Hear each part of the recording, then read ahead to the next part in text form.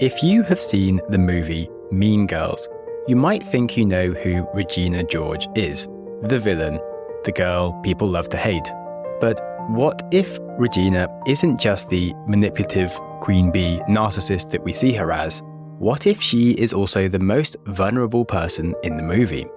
Whether you are into teen drama or not, or movies from the noughts, for the sake of intellectual curiosity, Regina and the movie Mean Girls is a really ripe target to help us learn about game theory, social hierarchies, personality disorders, and narcissism, and we can do it all through the power of stories. We also might learn a little bit about writing as well. This episode has everything: psychology, writing, and unhinged crazy people. So, hello and welcome to the Growth Mindset Psychology podcast with me, Sam Webster Harris. Today, I am delighted to help us learn more about ourselves by dissecting other people. Firstly, it is worth noting that Mean Girls was written by the comedian Tina Fey, who apparently based it on a self-help book by Rosalind Wiseman called Queen Bees and Wannabes: Helping Your Daughter Survive Cliques, Gossip, Boyfriends, and New Realities of the Girl World. And it's actually quite a deep book. You might think Mean Girls is a simple comedy with a bit of romance and bitchiness, but it's full of psychological richness. Studies show that relational aggression peaks in adolescence, especially amongst girls as they navigate identity and social hierarchies.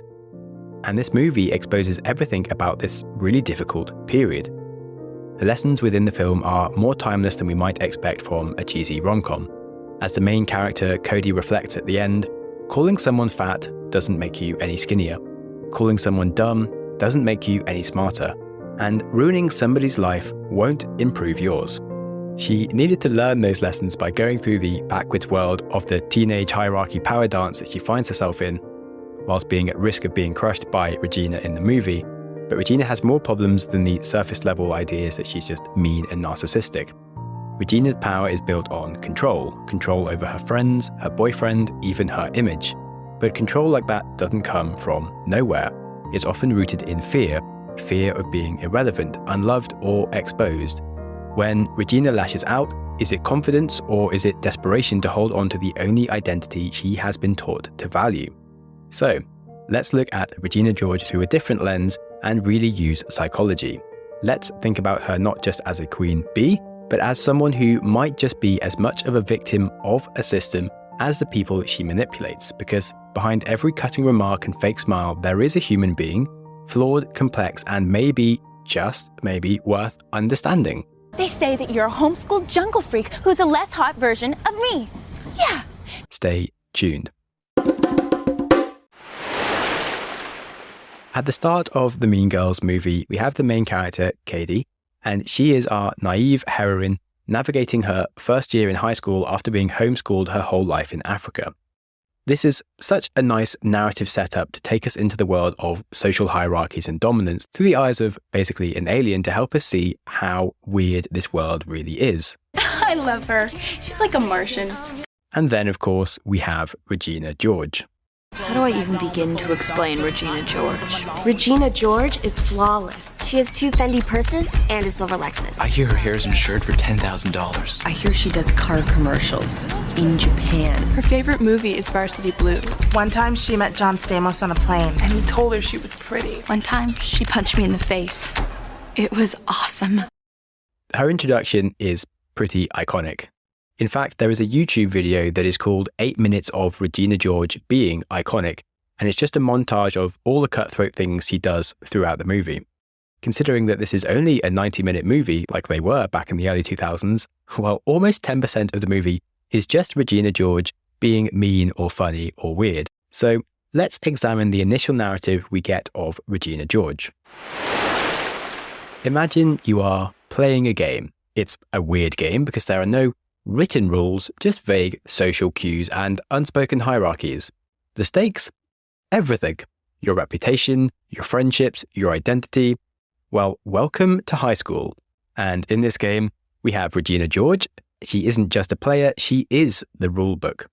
Regina's power lies in her ability to manipulate the game to her advantage. We've shown this very quickly when we're told about the plastics, who on paper are her best friends, but in reality, they are her pawns. Gretchen Wieners lives in constant fear of Regina's disapproval, practically clinging to her approval like a lifeline, and then Karen Smith is sweet but dim and just an easy recruit.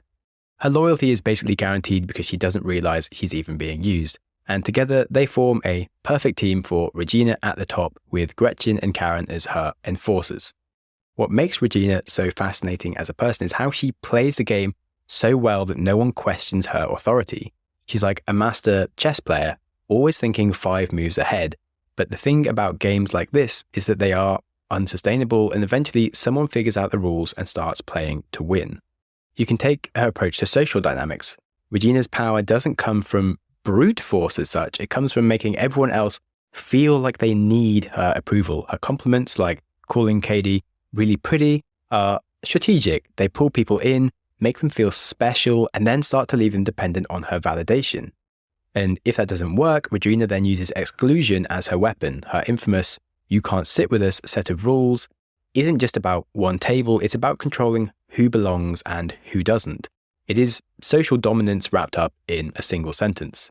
Furthermore, she just makes up the rules as she goes along. On one day you can only wear pink, on another day you can only wear jeans, on another day you can only wear this type of top. Gretchen isn't allowed to wear a certain type of earring, etc. Yet despite all these rules, she's very happy to bend them if it favors her. What's incredible is that even her enemies start playing by her rules. When Janice Ian, Katie's initial friend, wants to take Regina down, what does Janice do? Well, she infiltrates Regina's world using Katie. She doesn't attack from the outside. She knows the only way to beat Regina is to play her at her own game. And then, of course, there's Katie, who starts out as a very innocent newcomer, but slowly transforms into a Regina-like clone, complete with the manipulation and the lying. And the scary part about all of this is that Regina's games work, because in this game, those tactics aren't just effective, they're also contagious. Of course, the word Regina or Regina or Regina in Latin, that wasn't a good Italian accent. Anyway, in Latin, Regina is the word for queen, of course. And on the surface level, the first interpretation we have of the movie is that Regina is both the dictator and the architect of the world she is creating. But if you've ever heard me talking about free will on the podcast, you should be questioning that statement and thinking about how much of this was her conscious choosing versus her uncontrolled reaction to circumstances. So let's dig under the surface a little bit more and look into some psychology. We can start by looking at her strategies before we look at her psychological profile. So her strategy, as we've mentioned, is pretty brilliant at enforcing obedience. It's not just what she says, it's the ripple effects. She doesn't need a megaphone, she's a master of whispers. And all it takes is a little comment and someone else will be like, "Did you hear what Regina said?" And that's all it takes. Off it goes like a little snowball at the top of a mountain, growing into an avalanche by the time it reaches the bottom and the person is going to hit. Or other times she'll directly make people feel awful, like she deliberately dates Aaron, the guy that Katie likes, just to maintain her own power, and she even gloats in front of Katie by getting Katie to say how sexy she thinks his hair is, and it's cringingly mean. Your hair looks so sexy, pushback. Katie, will you please tell him his hair looks sexy, pushback? All of this is what psychologists call relational aggression. It's not about fists or shouting, it's about undermining people and making them devalue themselves. And the annoying thing is it works because people are terrified of being left out. Humans are pack animals after all, and it's proven that ostracism does feel the same as physical pain in the brain. And despite all of this horrible tendencies, she still has an aura that people want her to like them. Katie even says, "I could still hate her and want her to like me at the same time. I was possessed. I would spend 80% of my time talking about her." And that can be what it's like to be around a narcissist. Regina also exhibits some classic dictator qualities, and she's crafted her high school kingdom built on dominance, manipulation, and unrelenting need to control people. The whole setup is what academics call social dominance theory. And it's about creating a hierarchy where you are on top and everyone else knows their place and their value. But the flaw is that hierarchies like this are quite fragile. And it's the paradox of power that it can be both very strong and very delicate at the same time. In fact, the Wikipedia entry for dictatorships says, "Stability in a dictatorship is maintained through coercion and political repression, which involves the restriction of access to information, the tracking of the political opposition, and acts of violence." Dictatorships that fail to repress the opposition are susceptible to collapse through a coup or a revolution. And the story of Mean Girls is essentially a story of Regina's dictatorship and Katie leaving a coup or revolution against her, along with some help from the teachers to try and teach the girls about what's really important in life. So put a pin in all of that, and let's now start looking at diagnosing Regina's personal psychology. We'll race through the criteria for the 4 most likely profiles that she gets associated with. And of course, for your sensible scientific warning here, you can't diagnose someone without a very thorough assessment. This brief diagnosis is only for demonstrational purposes. Regina isn't even a real person anyway. And it's also important to note that most diagnostics can't be given until after 18 because a lot of tendencies that people have can be very amplified whilst teenagers and then settle down later on. That said, firstly, we have antisocial personality disorder, and you need to meet at least 3, but usually 5 criteria to be diagnosed with this. Firstly, repeatedly breaking the law, which she doesn't do. Repeatedly being deceitful, she definitely does that. Being impulsive or incapable of planning ahead, she seems pretty capable of planning. Being irritable and aggressive, yes. Having a reckless disregard for their own safety or safety of others, sort of, but I wouldn't say full yes. Being consistently irresponsible, again, I feel like she knows what she's doing and has some responsibility. Lack of remorse, yes. So I say she hits 3 or 4 of these. I wouldn't say she clearly sails through 5 of them, and the diagnostic does say that this behavior can be most extreme and challenging during late teens and early 20s, and usually improves later. And I don't think I'd seek to diagnose her with antisocial personality disorder, though she does demonstrate quite a lot of the traits. Next, we have borderline personality disorder, and you need to have 5 of these criteria here. Fear of abandonment. She doesn't seem that worried about any individual people, but she does like having people around her and looking up to her. Unstable or changing relationships. Yeah, she very much drops people whenever she feels like it, so you could say unstable. Unstable self-image, struggles with identity or sense of self. Sort of, I mean, she wants to lose weight, but in other ways she seems to be very sure of herself. Impulsive or self-damaging behaviors like excessive spending, unsafe sex, substance abuse, reckless driving, binge eating. I'm going to say no. Suicidal behavior or self-injury. No. Varied or random mood swings. Sort of, but they do seem very consistently related to social dynamics. Then number 7, constant feelings of worthlessness or sadness. Doesn't seem to have that at all. 8, problems with anger, including frequent loss of temper or physical fights. She really has a giant tantrum after she finds out those bars are making her fat. But otherwise she seems very in control of her temper and is just manipulative, as opposed to being someone that would lose their composure so much they might get into physical fights. And then stress-related paranoia or loss of contact with reality. Again, I wouldn't rank her highly on this one. The plot to bring her down is going on for a long time without her really seeming to care at all or feel slightly paranoid that someone is out to get her. When she does finally realize what's going on, she doesn't really lose contact with reality, she does just get very stressed and emotional about it. And finally, idolizing others or having a favorite person. And this is something she certainly doesn't have at all. She doesn't really care about her friends or her boyfriend, and she's really only thinking about herself. So again, I wouldn't personally diagnose borderline here either. Then we have histrionic, which a few people online do seem to say that she has. Again, you need 5 of the criteria here. First one being attention-seeking and needing to be the center of attention, which she certainly feels that way. She's clearly very unhappy, for example, when Katie saves a Jingle Bell rock dance. Then sexually provocative, yes, but I wouldn't say she's like a standard deviation above the norm, to be honest, for teenagers. Then the person's emotions can shift rapidly and are shallow. Yeah, she's definitely pretty spiky. Uses physical appearance to draw attention to self. Yeah, she seems to do that. Speech. The person's speech is vague and impressionistic. Nope, doesn't do that. Self-dramatization. Theatrical and dramatization during talking. Again, not really. Suggestibility. This person is easily influenced by others or situations. It does appear like she's walking her own path most of the time, but she does seem to also be influenced by other people. Then there's relationships. A histrionic person views relationships as more intimate than they are. I don't think she really feels that intimate in her relationships. And overall, yes, you can see links to histrionic, but again, I don't think that's the main one. And finally, we have narcissistic personality disorder, because it's the behaviors that she most demonstrates. And the criteria here are grandiose sense of self-importance. Yep. Believes she is special and unique and only associates with high-value people. Yes. Requires excessive admiration. Yes. Takes advantages of others. Yes. Lacks empathy. Yes, envious of others or believes others are envious of her. I think so. A preoccupation with fantasies of unlimited success, power, brilliance, beauty, or ideal love.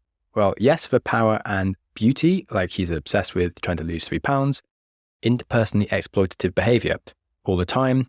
A lack of empathy, yes. Arrogance, such as boasting or ignoring others. Yes. So finally, I'd say a pretty firm potential diagnosis of narcissism from what we've seen of Regina, and it is further suggested by some people online that she is the subtype of grandiose, overt narcissism. However, that all said, she is a teenager in the movie, and you can't necessarily diagnose people when their hormones are all over the place, and at the end of the movie, she gives up the entire queen bee thing and becomes kind of normal and chilled out, not worried about manipulating people in social dynamics, and takes up sport where she can channel her rage. This is a very dramatic shift and usually unlikely in a true narcissist. However, she does also suffer a very near-death experience near the end of the movie before she has her improvements, and near-death experiences are proven to be one of the biggest forces that can dramatically shift someone's attitudes, beliefs, and values. So it's quite possible that the near-death experience and the time in hospital recovering after the blowing up of her dictatorship as she crashes Katie's party could have given her some time to reflect on her place in life and think about what she truly values. And maybe she had some therapy, which is why she took up sport to help with her aggression. And because of this near-death experience, I would say the movie is actually quite delightfully complete as a psychological package, with the way that she becomes a bit more rounded off after being run over by a bus and taking up sport. So I definitely give the movie some bonus points for that little psychological wrap-up that makes a nice ending that actually does make sense. On that, we are going for a quick advert break, keep the show running, and after that we're going to start debunking some of the conventional wisdom and surface-level ways of interpreting Regina George and the message that she stands for, and instead examine what's really going on in power dynamics and who they hurt in the long term. Feel free to skip the adverts, but do please stay tuned. Regina George is, in many ways, a tragic figure. On the surface, she has everything: beauty, charisma, a seemingly unshakable position at the top of a social hierarchy. But beneath the glittering facade lies a fragile foundation. Her dominance is far from an expression of true confidence and really reveals a deep vulnerability, an aching fear of irrelevance, of being unloved, and of not mattering at all. We can look at her relationships as a reflection of her emotional state. Firstly, there's the plastics. Regina's dynamic with Gretchen and Karen is not built on mutual respect or friendship, but on control and submission, and the lack of authentic connection mirrors her emotional isolation. Her boyfriend, Aaron Samuels, for a while, that relationship was only about her maintaining status and nothing to do with genuine affection. She hadn't really thought of him until Katie was interested in him, and she starts the relationship more to manipulate Katie, and also happily cheats on him. Then there's her mother. There are no rules in this house. I'm not like a regular mom. I'm a cool mom. Right, Regina? Please stop talking. Her mother seems really superficial. She's a super needy lady and often trying to be cool rather than a guiding parental figure. And this lack of emotional support can certainly explain some of Regina's need to control everything else in her life. Furthermore, the fact that her mum is clearly kind of useless and a bit of a trophy hot wife to her rich and ugly dad further makes Regina value looks as a woman as a way for her to get by in life. And she clearly doesn't care about tests or academic achievement. Like, she warns Katie that joining mathletes would be social suicide, and she doesn't understand the first thing about diet or biology. She spent so much time assuming that as a woman, she doesn't need to be clever, she needs to be beautiful. Is butter a carb? I really want to lose 3 pounds. Oh my God, what are you talking about? You're so skinny. Shut up. And now, what about her general evil nature that she seems to have? Dark triad traits like narcissistic behaviors don't come from an inherently evil nature. They are a defense mechanism for deep-seated insecurity and fragile self-esteem. Using power over others is a coping mechanism for those who are insecure in their attachment style, and they often seek to control relationships to soothe their constant internal feeling of instability. Furthermore, adolescence is a critical time for identity formation, and we can have a really difficult time passing through psychological stages and getting lost in our identity versus our role confusions. In fact, the reference book for Mean Girls, The Queen Bees and Wannabes and Helping Your Daughter Navigate Through Teenage Years, the author states that the culture we live in makes it hard to develop an authentic identity and critical thinking skills, but it makes it very easy to be a mindless consumer of superficial ideas and desires. The message of her book and then the movie is that high school as a social structure rewards precisely the kind of behavior that Regina exemplifies. High school is a place where popularity is the ultimate currency, not intelligence like the mathletes, and to get ahead, control is the most reliable means of securing popularity. However, this pursuit comes at a great cost. Regina's power is built on relational aggression, spreading rumors, isolating threats, maintaining a delicate web of manipulation. These tactics succeed, but they leave her deeply alone. We repeatedly see that Gretchen and Karen might obey her, but their loyalty is born of fear, not affection. And as we see Katie begin to rise, Regina is increasingly feeling lost as her world crumbles. When it finally comes to a head, where she isn't invited to Katie's party and she has a meltdown about realizing how fat she's got and throws the burn book around the high school, it's not merely the behavior of a spoiled teenager. It's the desperate act of someone whose sense of self is entirely tied to their social position. She has been shaped not by her own desires, but by a system that values dominance over vulnerability, appearances over substance. So the question is not whether Regina is powerful, it's whether she is free. Maybe the real tragedy here of Regina George isn't her downfall at the end, it's that she was never truly happy at the top in the first place. Regina George is not simply a villain, she is a mirror. Her behavior reflects the structures that we all live within, the pressures to conform, to achieve, to control. And in this, she reminds us of something uncomfortable. The systems that we blame for our unhappiness are not imposed upon us, they are perpetuated by us. The challenge is not to dismantle Regina George, but to dismantle the incentives that made her possible and what she represents. So let's zoom out and look at some of the human elements within the social dynamics. High school social hierarchies are a bit like black holes. They're inescapable forces that pull everyone into their orbit. If you've ever been to high school, you know that you cared somehow about how cool you came across, and I'm sure you intuitively knew where you were in that social status. But when it comes to this black hole of social hierarchies, for Regina George, she's not just caught in the black hole, she is the event horizon. She is the line where power bends so much that no one can escape it. But the issue about being at the event horizon is it's not freedom, it's a trap. When Katie joins a school, at first, she's an innocent outsider, observing the plastics with a mix of fascination, horror, and distance. But as she starts to play Regina's games, she gets sucked in. Her morals bend, her personality shifts, her parents don't know who she is anymore, her real friends don't like her, and suddenly she's just another plastic fighting for the crown. The transformation isn't just about Katie, it's about all of us. Because in a system that rewards dominance, even the kindest people can become part of the machine. Mean Girls isn't just about Regina's story and one mean girl, it's definitely about what happens to all of us when we get trapped in a system that makes power and status more important than empathy and authenticity. You can imagine high school as a rainforest, for example. It's lush, chaotic, full of creatures fighting for survival. There's the jocks who are the lions, the nerds who are the ants, let's say. Then there's the band geeks, whatever they want to be. Maybe they're the toucans, colourful, loud, but staying out of the way.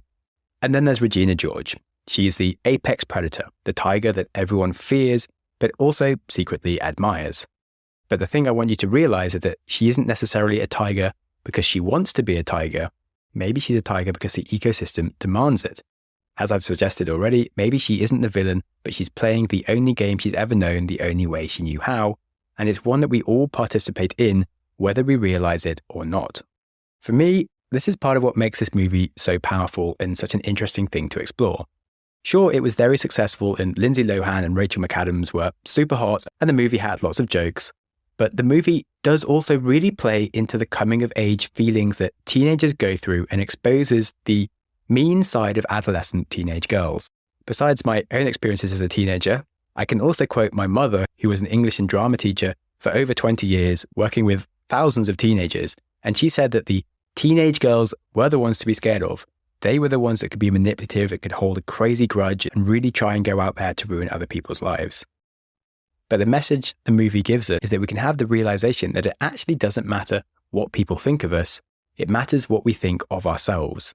At one point, Katie is talking to Aaron, the boy she fancies, who Regina is going out with and using, and she asks him why the hell he even likes her. He replies, "There's a good and bad to everybody. She's just more upfront about it." And you can't say that he isn't right. None of us are perfect, but we can show people who we are. Systems around us might push us in ways that we don't realize, but the best players understand that everything is a game, and they also understand what game they are playing, and they can choose which games to participate in. Success, accolades, popularity, Bitcoin, whatever, they are all just games that you can play, and they really don't matter. And I think it's telling actually right now that this crypto cycle, the main side hype going on is around meme coins, which are literally the definition of useless, but they are transparently a game that you know you are playing and it's just gambling. Yet so many games in our lives pretend to be something more serious when ultimately they are games that we don't have to play or take as seriously as we do. To round things up, I also have a piece of interesting trivia for you, and I didn't know where else to put it. This movie, as we know, was pretty huge, and Rachel McAdams, who plays Regina George, was, as we learned, very iconic in it, and it was one of the biggest roles of her life. Mean Girls was released on the 18th of June, 2004. 1 week later, on the 25th of June, another little movie was released with Rachel in it as one of the main characters, and it was called The Notebook. And I do find it funny that not only the two biggest movies of her life were released literally 1 week apart, but how different these two movies were. The Notebook, instead of teaching us any useful lessons about life and love, teaches us some stupidly romanticized idea about happily ever after, where delightfully hot guys will threaten to kill themselves if we don't go out with them, and went around their whole life being hopelessly depressed without us and endlessly romanticizing people, and is one of the least psychologically complete movies ever made. Somehow it still works and is wildly popular as a movie, but it is a really stupid movie. Unlike Mean Girls, which I would actually say is mostly really good. Sure, there are a few bits that may have dated a little, and I do find myself sort of questioning why Katie even likes Aaron Samuels, who actually seems to be kind of a bit dumb and gormless and rather insensitive and caring about other people's feelings, but he's not really a main character, and the love plot is very much a bit of a B story. But moving on. If you do happen to know any psychotic or manipulative harbingers of terror, otherwise known as teenagers, well, feel free to share this episode with them and or give Mean Girls a rewatch. At your age, you're going to have a lot of urges. You're going to want to take off your clothes and touch each other. As we learned in the episode a few weeks ago about how to increase your intelligence, you can do that by pairing secondary sources with primary ones. This podcast was, of course, a secondary source that will help you understand the primary source, which is Mean Girls, the movie. And on that, take it easy, people. I will leave you with the quote that I started with. Calling someone fat does not make you any skinnier. Calling someone dumb doesn't make you any smarter. And ruining someone's life will not improve yours. Thank you so much for listening. Go you! Your consistency to reach the end of an episode is legendary. My hero!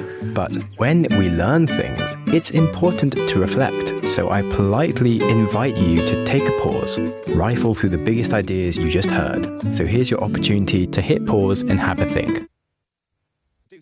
Okay, did you wrestle with some insights? Information doesn't stick when we race from one podcast to the next without using our brain to play with the knowledge. So here's another go at a pause.